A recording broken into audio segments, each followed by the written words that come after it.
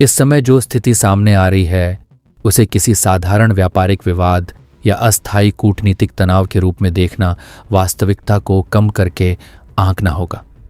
यह घटनाक्रम उस व्यापक वैश्विक बदलाव का हिस्सा है जहां एक गलत आकलन ने न केवल दो देशों के रिश्तों को झकझोर दिया है बल्कि पूरी अंतर्राष्ट्रीय व्यवस्था की कमजोर कड़ियों को।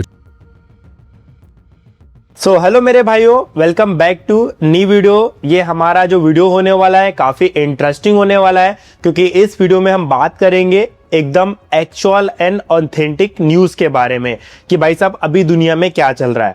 दोस्तों, मेरे जितने भी न्यूज चैनल है इन सभी चैनल्स में आप लोगों को बिल्कुल जेन्युइन एंड ऑथेंटिक न्यूज मैं आपको देता रहता हूं, आपको बताता रहता हूं कि करंट अफेयर में और दुनिया में अभी चल क्या रहा है, प्लस हमारे देश की नई नीति, नया डिफेंस नॉलेज या फिर नया चीजें या फिर कुछ नई चीजें बन रही है या फिर दुनिया में क्या चल रहा है, सब कुछ अपडेट्स आपको मेरे न्यूज चैनल पे मिलता रहता है। मतलब ये जो चैनल है आप लोगों के लिए बहुत ही इंपॉर्टेंट है। ये चैनल को बिल्कुल स्किप मत करना, इसको सब्सक्राइब जरूर कर लेना क्योंकि इस चैनल में आप लोगों को जो भी वीडियोस मिलेगी बहुत ही ऑथेंटिक और बहुत ही जेन्युइन वीडियो मिलने वाली है। तो चैनल को सब्सक्राइब जरूर कर लेना। बाकी चलिए आप वीडियो को आगे कंटिन्यू कीजिए और इस अपडेट्स के बारे में यह संकट उस समय शुरू हुआ जब अमेरिकी प्रशासन ने यह मान लिया कि भारत जैसी उभरती अर्थव्यवस्था को दबाव में लाने का सबसे प्रभावी तरीका उसके कृषि निर्यात को निशाना बनाना होगा। विशेष रूप से चावल को चुना गया क्योंकि इसे अमेरिका में एक संवेदनशील और व्यापक रूप से उपयोग की जाने वाली खाद्य वस्तु माना गया। इस रणनीति के पीछे यह सोच काम कर रही थी कि ऊंचे शुल्क, सख्त नियम और आयात प्रतिबंध भारत को मजबूर कर देंगे कि वह अमेरिकी शर्तों को स्वीकार करे। यह भी माना गया कि भारत अमेरिकी बाजार पर काफ़ी हद तक निर्भर है और ऐसे में दबाव लंबे समय तक टिक नहीं पाएगा। लेकिन यह आकलन कई स्तरों पर गलत साबित हुआ। भारत ने इस फैसले को केवल व्यापारिक असहमति नहीं माना बल्कि इसे सप्लाई चेन और आर्थिक संप्रभुता पर सीधा हमला समझा।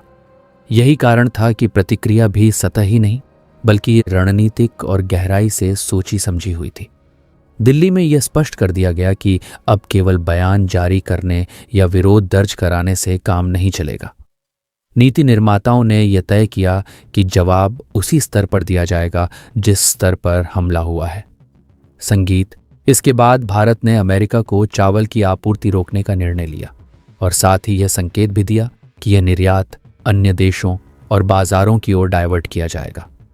यह फैसला अचानक या भावनात्मक नहीं था बल्कि पहले से तैयार वैकल्पिक बाजारों और साझेदारों की रणनीति पर आधारित था। जैसे ही यह निर्णय लागू हुआ इसके प्रभाव अमेरिका में लगभग तुरंत दिखाई देने लगे। चावल की उपलब्धता पर दबाव बढ़ा, कीमतों में तेजी आई और खुदरा बाजारों में अस्थिरता फैलने लगी। यह संकट केवल आयात निर्यात के आंकड़ों तक सीमित नहीं रहा बल्कि आम नागरिक की रोजमर्रा की जिंदगी को प्रभावित करने लगा। सुपरमार्केट्स में स्टॉक को लेकर चिंता बढ़ी। रेस्टोरेंट्स और फूड प्रोसेसिंग यूनिट्स ने लागत बढ़ने की चेतावनी दी और उपभोक्ताओं में असंतोष साफ नजर आने लगा। धीरे धीरे यह असंतोष राजनीतिक रूप लेने लगा। कांग्रेस में इस मुद्दे पर तीखी बहस शुरू हो गई। सत्तारूढ़ दल के भीतर भी मतभेद खुलकर सामने आने लगे। कई सांसदों ने सवाल उठाया कि क्या भारत पर दबाव बनाने की रणनीति सही थी और क्या इसके घरेलू परिणामों का सही आकलन किया गया था। यह स्थिति उस मूल अनुमान के बिल्कुल विपरीत थी जिसमें माना गया था कि दबाव केवल भारत पर बनेगा और अमेरिका सुरक्षित रहेगा। समाज के अलग अलग वर्गों में यह भावना गहराने लगी कि सरकार के एक फैसले की कीमत आम जनता क्यों चुकाए। चावल जैसी बुनियादी ज़रूरत की कीमतों में बढ़ोतरी ने हालात को और संवेदनशील बना दिया। कई जगहों पर सीमित आपूर्ति, संगीत, वैकल्पिक उत्पादों की तलाश और यहाँ तक कि राशनिंग जैसे शब्दों की चर्चा शुरू हो गई। ये गुस्सा भारत के खिलाफ नहीं था बल्कि उस नीति के खिलाफ था जिसने घरेलू स्थिरता को खतरे में डाल दिया। इस पूरे संकट ने वैश्विक खाद्य सुरक्षा की बहस को भी नई गहराई दी है। विशेषज्ञों का मानना है कि जब दुनिया की सबसे बड़ी चावल निर्यातक अर्थव्यवस्था एकाएक अपनी नीति को सीमित या डाइवर्ट करती है तो इससे केवल एक देश नहीं बल्कि कई विकासशील देश प्रभावित होते हैं। जहां भारतीय चावल सस्ती और विश्वसनीय आपूर्ति का प्रमुख स्रोत है, अफ्रीका और पश्चिम एशिया के कई बाजारों में पहले से ही कीमतों में उछाल देखा जा रहा है और कुछ देशों ने वैकल्पिक स्रोतों जैसे थाईलैंड और वियतनाम की ओर रुख किया है। लेकिन उनकी क्षमता सीमित होने से वैश्विक चावल की कीमतें रिकॉर्ड स्तर पर पहुंचने का खतरा बढ़ गया है।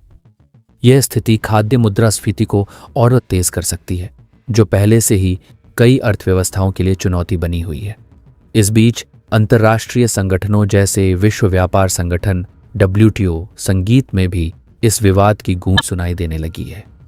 अमेरिका की ओर से भारत पर सब्सिडी और डंपिंग के आरोप लगाए जा रहे हैं, जबकि भारत का तर्क है कि उसकी कृषि नीतियां खाद्य सुरक्षा और किसानों के हितों की रक्षा के लिए हैं, न कि व्यापार को विकृत करने के लिए। आने वाले WTO मंत्र स्तरीय सम्मेलन में यह मुद्दा प्रमुख एजेंडे पर आने की संभावना है, जहां उभरती अर्थव्यवस्थाएं और विकसित देशों के बीच कृषि सब्सिडी पर लंबे समय से चली आ रही बहस और तेज हो सकती है।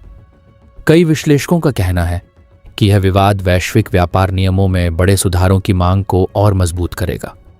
अंततः इस संकट ने दोनों देशों के बीच भविष्य के व्यापार समझौते की संभावनाओं को भी प्रभावित किया है।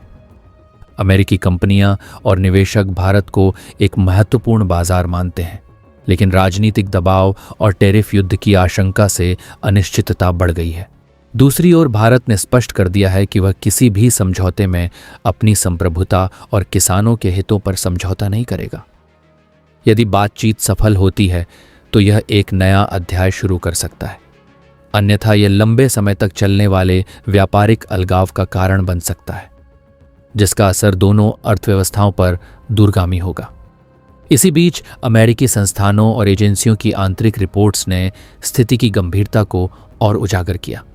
इन रिपोर्ट्स में साफ कहा गया कि भारत जैसे बड़े उत्पादक की सप्लाई बाढ़ होने पर वैकल्पिक स्रोत तुरंत प्रभावी नहीं हो सकते।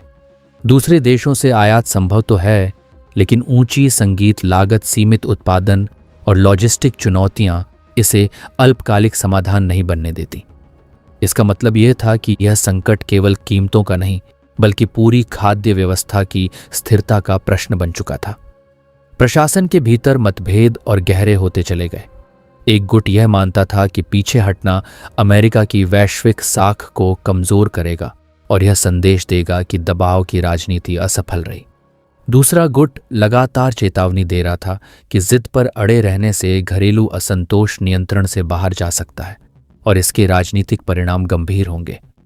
ये आंतरिक टकराव व्हाइट हाउस की निर्णय प्रक्रिया को धीमा और भ्रमित करने लगा। इस पूरी उथल पुथल के बीच भारत का रुख बेहद संयमित लेकिन स्पष्ट रहा। ना तो कोई आक्रामक बयान दिया गया, ना ही किसी तरह की भावनात्मक प्रतिक्रिया दिखाई गई। संदेश केवल इतना था कि भारत अपने हितों पर समझौता नहीं करेगा और किसी भी बातचीत की शर्त बराबरी और सम्मान होगी। यह संतुलित रुख अंतर्राष्ट्रीय मंचों पर चर्चा का विषय बनने लगा, क्योंकि इससे यह संकेत मिला कि वैश्विक व्यापार में दबाव की राजनीति अब उतनी प्रभावी नहीं रही जितनी पहले मानी जाती थी। इसका असर यह हुआ कि कई अन्य देश भी इस स्थिति को ध्यान से देखने लगे। उभरती अर्थव्यवस्थाओं में यह चर्चा तेज हो गई कि क्या यह वह क्षण है जब पुराने शक्ति समीकरण बदल रहे हैं। भारत की रणनीति ने यह दिखाया कि सप्लाई चेन को विविध बनाना, वैकल्पिक बाजार तैयार रखना और बिना शोर किए फैसले लेना कैसे बड़े दबाव को उलट सकता है। यह दृष्टिकोण अब केवल एक विपक्षीय विवाद नहीं, बल्कि वैश्विक रणनीति के नए मॉडल के रूप में देखा जाने लगा। जैसे जैसे समय बीतता गया, यह साफ होता गया कि संकट केवल खाद्य आपूर्ति तक सीमित नहीं रहेगा। Food processing industry, hotel sector, restaurants और उससे जुड़े हजारों रोजगार पर इसका असर दिखने लगा। इससे सामाजिक असंतोष और गहराया और कई जगहों पर प्रदर्शन तेज हो गए। रिपोर्ट्स में चेतावनी दी जाने लगी कि अगर सप्लाई चेन जल्द बहाल नहीं हुई तो हालात आर्थिक संकट से आगे बढ़कर सामाजिक चुनौती बन सकते हैं। इसी पृष्ठभूमि में भारत ने यह भी संकेत दिया कि अगर दबाव जारी रहा तो प्रतिक्रिया केवल कृषि तक सीमित नहीं रहेगी। टेक्नोलॉजी, ऊर्जा और रणनीतिक सहयोग जैसे क्षेत्रों में भी पुनर्विचार किया जा सकता है। भारत ने यह स्पष्ट कर दिया कि उसके पास वैकल्पिक साझेदार और बाजार मौजूद हैं और वह किसी एक देश पर निर्भर नहीं है। यह संदेश अमेरिकी नीति निर्माताओं के लिए और भी असहज करने संगीत वाला था। अमेरिका के भीतर इस विरोधाभास ने स्थिति को और जटिल बना दिया। एक ओर प्रशासन सख्त रुख दिखा रहा था, दूसरी ओर अमेरिकी कंपनियां भारत को भविष्य के सबसे बड़े और जरूरी बाजार के रूप में देख रही थीं। कारोबारी समूहों और निवेशकों ने खुलकर कहा कि यह टकराव उनके हितों को नुकसान पहुंचा रहा है और अनिश्चितता बढ़ा रहा है। निवेश फैसले टलने लगे, बाजारों में अस्थिरता दिखने लगी और दबाव राजनीतिक नेतृत्व पर बढ़ता चला गया। धीरे धीरे यह समझ बनने लगी कि यह टकराव किसी एक फैसले का परिणाम नहीं, बल्कि वर्षों से चली आ रही उस सोच का नतीजा है जिसमें भारत को केवल एक सप्लायर या दबाव में आने वाला भागीदार माना गया। यही गलत आकलन अब संकट की जड़ बन चुका था। अमेरिकी संस्थानों की रिपोर्ट्स में यह भी चेतावनी दी गई कि अगर यह स्थिति लंबी चली तो इसका असर राजनीतिक स्थिरता और आंतरिक सुरक्षा तक पहुंच सकता है। भारत इस पूरे घटनाक्रम को दीर्घकालिक रणनीति के रूप में देख रहा है। यहां ना घबराहट है, न जल्दबाजी। हर संकेत यही बता रहा है कि भारत केवल प्रतिक्रिया नहीं कर रहा, बल्कि स्थिति को अपने पक्ष में मोड़ने की तैयारी कर रहा है। इसी संतुलित और आत्मविश्वास से भरे रुख ने कई देशों का ध्यान आकर्षित किया है, जो ये देख रहे हैं कि कैसे एक उभरती अर्थव्यवस्था बिना टकराव बढ़ाए अपने हितों की रक्षा कर सकती है। अमेरिका में इस बीच अनिश्चितता और गहरी होती जा रही है। बाजार, राजनीति और समाज तीनों स्तरों पर दबाव महसूस किया जा रहा है। निवेशक असमंजस में है, जनता असंतुष्ट है और प्रशासन भीतर से बटा हुआ दिखाई दे रहा है। हर नया दिन यह सवाल और तेज कर रहा है कि क्या यह टकराव समय रहते संभाला जा पाएगा या यह इतिहास में एक ऐसे उदाहरण के रूप में दर्ज होगा जहां गलत आकलन ने पूरी व्यवस्था की कमजोरियों को उजागर कर दिया। अब यह स्पष्ट है कि यह मामला केवल भारत और अमेरिका 2023 के बीच व्यापार विवाद नहीं रह गया है। यह वैश्विक संतुलन, दबाव की राजनीति और उभरती शक्तियों की भूमिका की परीक्षा बन चुका है। आने वाले फैसले न केवल दो देशों के रिश्तों को, बल्कि अंतर्राष्ट्रीय व्यवस्था की दिशा को भी प्रभावित करेंगे। स्थिति लगातार विकसित हो रही है और हर संकेत यही बता रहा है कि इसके परिणाम दूरगामी और निर्णायक होंगे।